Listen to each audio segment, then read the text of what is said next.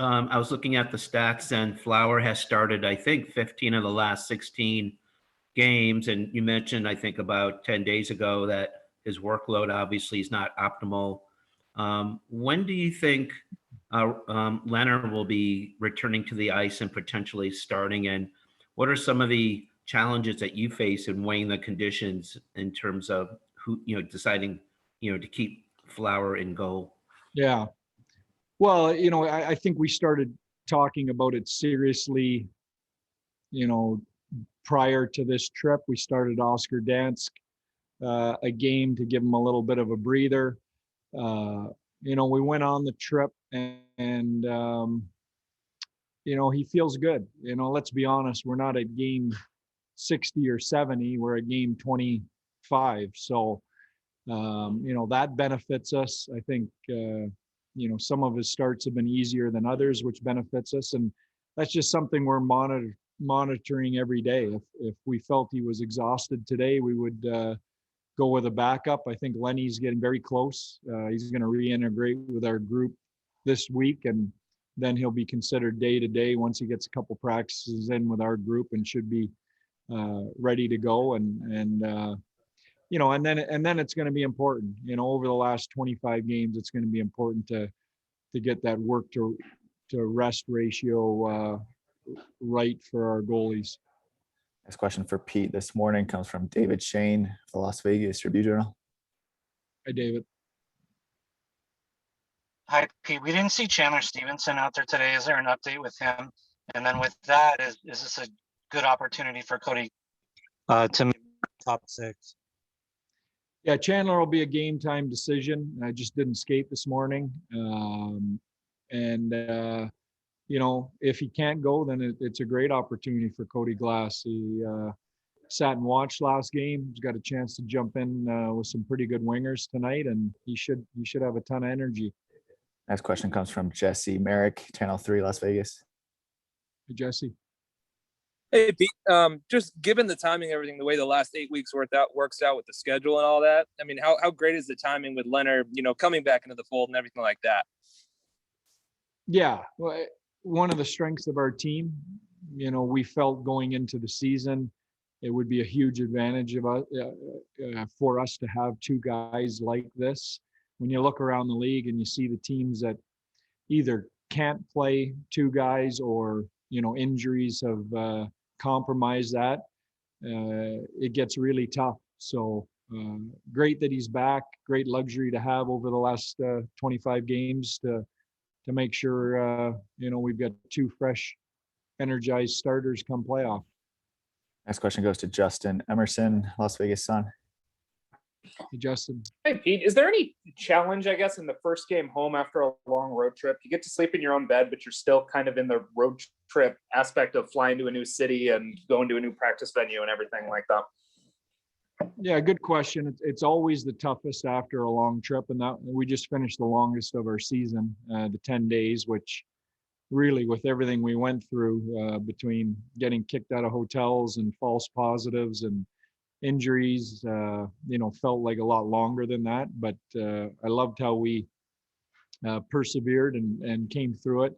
The first game coming back from a trip like that, especially with a long flight and a short day yesterday with the clocks jumping ahead, is always tough. So for us, it's about getting re-engaged here tonight quickly. Take two more questions for Pete this morning. Next one goes to Jesse Granger, The Athletic. Jesse. Morning, Pete. You mentioned Cody sat out and got to watch the game. What do you hope he took out of that, and maybe what's your emphasis if he gets back in the lineup tonight? Well, I would hope he takes a couple things out of it. One, he's joining a long list of very good NHL players who, as young guys, sometimes had to take a step back to take two steps forward. I use the example of Nazem Kadri, who I had in junior. Even with our own team, I talked to Max Pacioretty, played parts of 3 seasons in the American League. So, this isn't, I would hope he would take out of it, this is normal. What guys like McDavid and those type of players do at a young age is the exception, not the rule. So he's going through what long list of great young players have all gone through. And two, to watch and jump back in tonight and make sure you bring a ton of energy with you, which he should. Last question for Pete goes to Danny Webster, NHL.com. Hey, Danny. Morning, Pete. Was curious, what have you liked about the McNabb-Coghlan pair in the last few games, and has Braden kind of opened the ice for Dylan the way you'd hope that it would for him? Yeah, I'm a big believer in the veteran with a young defenseman setup. I think the veteran presence and the communication is key for young defensemen. Even, I know Theo it wasn't a rookie last year, but I think playing with Martinez, really helped. So, to have Nabber back, his physical presence, the way he backs people off physically, but also, his veteran presence from a communication point of view with Cogs, I think has been key. And Cogs on his part has done a good job of using his best assets, which are his feet, in order to skate and get himself out of trouble. Thanks, Pete. Thank you. Hi, Braden. I know it's been a couple games now, but what's it been like to be back on the ice and playing again? It's been a lot of fun. You definitely miss it when you're out, especially for the period of time I was. And, all you do is look forward to getting back, and it's been a lot of fun. So just looking to keep building off my game and keep trying to help the guys win. Next question this morning comes from Danny Webster, NHL.com. Hey, Braden, how has the chemistry been with you and Dylan these past few games? Obviously, you guys haven't really played together as much even before your injury. Just what is it like been playing with him, and how do you guys think you two been working together so far? It's been really good. Always thought that, I would be a good fit for Cogs. Cogs got a lot of, he can skate really well, and he's got a lot of high-end skill. So it's been a lot of fun. I give him the puck as much as I can, especially, in the offense. I have opportunity to, he's got a great shot. And he's been a lot of fun. It's been fun working with him and trying to help him out as much as I can. Go to David Shane with the Las Vegas Review-Journal. Hey, Braden, I think that first game back, we saw a couple big hits. One that maybe missed that would have been a big hit. Was that something you kind of itching to get out there and establish that physicality right away? Yeah, I mean, you got 6 weeks of thinking about it. So I had a lot of energy, and, it's part of my game. I wanted to establish my identity as quick as I could, and I think I did a good job with that. Next question for Braden McNabb comes from Jesse Granger, The Athletic. Hey, Braden, you haven't missed much time, obviously, in your time here in Vegas. What was maybe the hardest thing when you were coming back mid-season like this? Well, it's, I've missed time before, and it sucks. It's just one word for it. It's not fun. You get impatient and you want to push it, but you can't. So maybe over the years when I've been out, you learn to be more patient and do whatever you can, do every little thing you can to help get you back to where you need to be. And I think I did a good job of that. We'll go to Vince Sapienza, Channel 5, Las Vegas. Hey, Braden, the last road trip was obviously a unique one in terms of all the stuff you guys went through. Pete talked about how the first game back home is always tough. In your experience, what is the secret to making that first game home not as tough? Yeah, there has been trends like that for sure. It's just finding energy. We played a lot of hockey lately, and we got fans back. Right? I think I heard maybe we'll have more fans tonight. So, use the energy of the crowd, and it's our job. So we got to be ready. These points are important, and and San Jose's playing good hockey right now. So we got to be ready and find the energy and stick to small details, and we'll be fine. Take two final questions here with Braden. Next question goes to Stormy Bonatoni, the Vegas Golden Knights.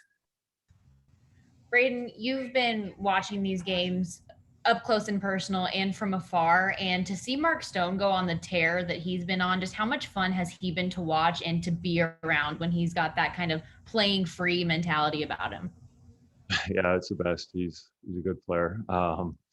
He drives our team. He's the leader of our team.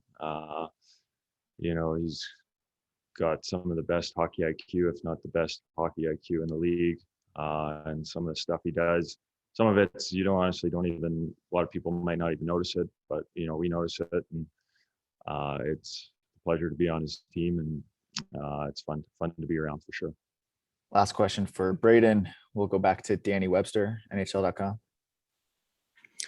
Braden, P was mentioning earlier that he likes having the veteran guys paired with the younger defensemen. And you haven't really had that kind of veteran type of moment where you've been paired with a younger guy. Just what is that communication like between you and Dylan as you being the veteran on that pair? Yeah, communication is the biggest thing for sure. I'm always talking to him on the ice, on the bench, off the ice. It goes a long ways. If I can help him out by communicating, it makes his life a lot easier, and trying to get him to communicate loud so everyone can hear him is a big part of it. So I've been in his position, and I think I can do a good job with helping him. Thanks, Braden. Thank you. Thanks, Braden. Hey, Jonathan, after the long road trip you guys just had where so many things seem to happen, how excited are you guys to be back home? Yeah, pretty excited. I always see that first game back of a road trip. Sometimes we're a little sloppy or something. So it's on us to be aware for that and be ready. And especially the Sharks are playing some good hockey right now. So it's going to be a good challenge for us. We'll go to Vince Sapienza, Channel 5, Las Vegas.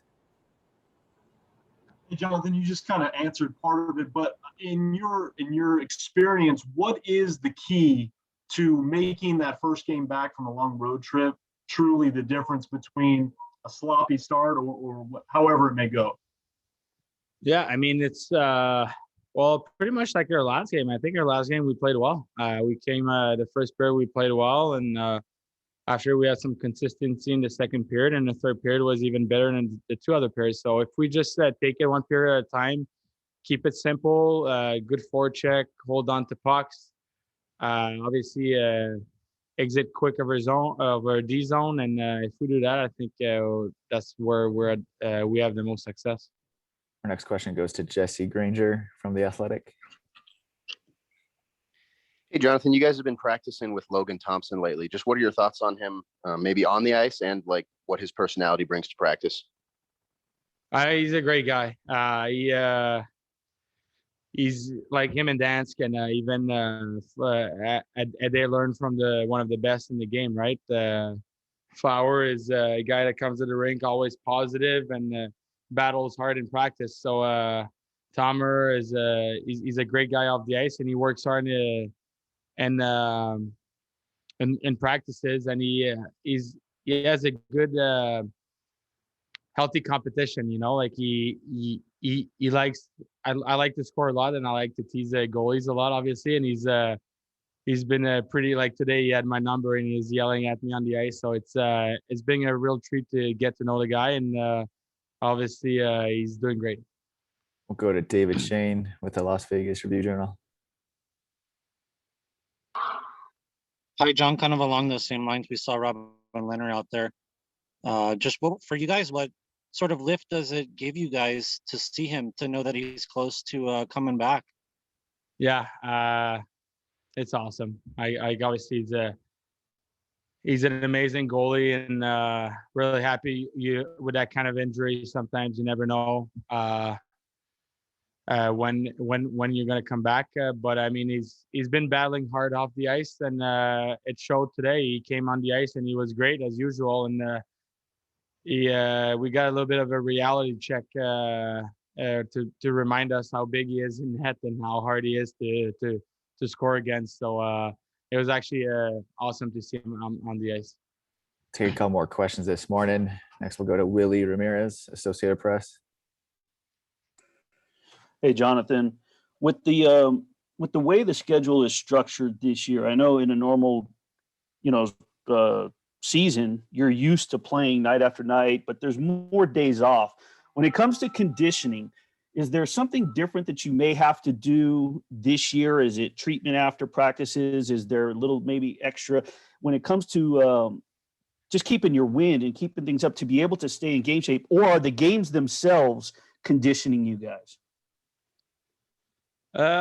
I mean, yeah, obviously it's hard to get some good workout in. So when there's a day that you can actually have a good workout in, you gotta take advantage of that. But also you gotta mix in like rest. Obviously, the biggest thing I think right now is to get the most sleep possible. Obviously, you come back from road trip, it's late, you don't fall asleep, like little stuff like that. It's just like try to get the most sleep as possible. And obviously, it's kind of hard at home, like when you have all the kids and everything. Like yesterday, I wanted to wake up with the kids and like see them. It's been 10 days, so it's a battle of like just kind of like organizing your schedule a little bit. But I mean, we're professional. We find a way, and we got to make sure to be consistent on the ice. This question goes to Stormy Bonatoni, the Vegas Golden Knights. Hey, Jonathan, Mark Stone's been on quite a tear the last couple of weeks, and he said that there was a stretch before this where he thought he was thinking a little bit too much, needed to get back to just playing hockey. What stands out about him when he is playing free and having fun like he has been the last 2 weeks? Yeah, I mean, I don't think he had a rough patch, but I mean, he's been one of our most consistent player every night. I mean, he shows up. You know what to get from Mark every night. He battles. He makes the right place at every situation, and he's been great for us, obviously, and he's an amazing player. I'm not surprised that he's having success like that right now. As he just makes it look so easy out there, and it's fun to watch, and obviously it's fun that he's on our side. Final question goes to Dan Ruzanowski, Sharks Audio Network. Yeah, Jonathan, reports are that you're going to have maybe up to 9,000 fans in the building tonight for the game against San Jose. And I just wondered, it has had to have been an adjustment to play without fans. If you could address that, but also about readjusting and how much energy you're going to get from having fans in the building tonight. Yeah, honestly, I don't know how many fans there is, but I know that our first game with I think 20% capacity in Arizona, it was a huge difference for us. We actually felt that as players and as a team. Even being away, it was just so much better.